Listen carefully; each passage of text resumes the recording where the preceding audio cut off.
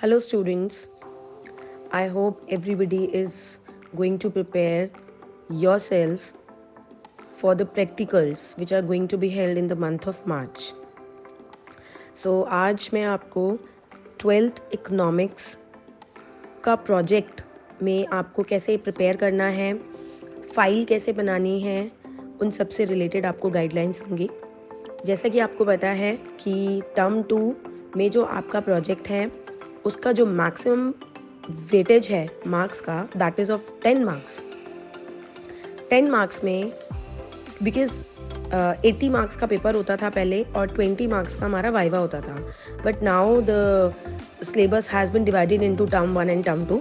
सो 10 marks का viva आपका term 1 में हो गया, which was conducted by your internal examiner, right. Now this is the time of your viva which is going to be held by your external examiner. So ये भी 10 number का होगा। The same file you can use in your viva. If you want to change then you can, otherwise there is no need to change your file according to term 2. See, अगर किसी बच्चे ने term 1 में file बनाई है तो वो अपना टर्म 2 में फाइल को यूज़ कर सकता है। दूसरी मेन इम्पॉर्टेंट बात, 10 मार्क्स का जो ये वाइवा है इसके अंदर हमने इसको जो मार्क्स का वेटेज है वो कंटेंट, डेटा एनालिसिस और इंटरप्रिटेशन, इन सब का मिला के 5 नंबर में आता है। इट मीन्स जो एक्सटर्नल एग्जामिनर है वो आपके प्रोजेक्ट का कंटेंट देखेगा, आपने क्या क्या डेटा एनालिसिस उसमें ऐड किया है, देन उसका इंटरप्रिटेशन, इट मीन्स उसके अंदर आपने लिमिटेशंस, बिब्लियोग्राफी, एनेक्जर्स, बिब्लियोग्राफी में annexure and the last is questionnaire, ये सारा कंटेंट मिला के आपका 5 नंबर का बनता है। उसके बाद जो रेस्ट ऑफ 5 नंबर्स हैं, that was the final assessment which was given by your external examiner as well as your internal examiner, right. So ये दोनों टोटल मिला के आपके 10 नंबर के बनते हैं। Children, don't be confused. If you have prepared your project, then learn the topic on which you have prepared your project work.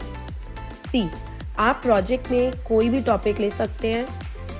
मेरा suggestion हमेशा यही होता है कि बच्चे को जो प्रोजेक्ट है वो हमेशा अपने सिलेबस से लेकर लेना चाहिए, because at least you can learn one chapter on which you have prepared your project work.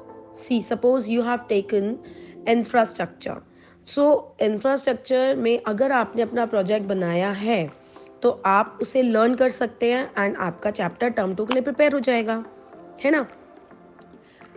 Although CBSE has released number of topics on which you can make your project work, right? So आप किसी भी topic पे बना सकते हैं।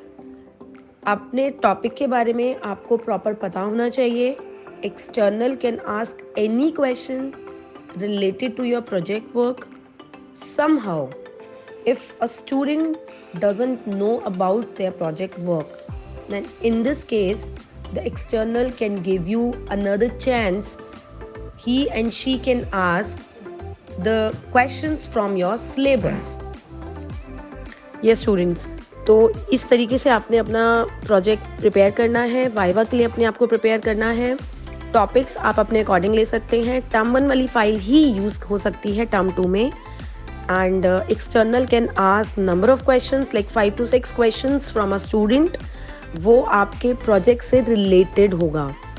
लेकिन अगर किसी बच्चे का सपोज टर्म 1 का टॉपिक है तो आप अपने सिलेबस में से चैप्टर सुना सकते हैं, ठीक है।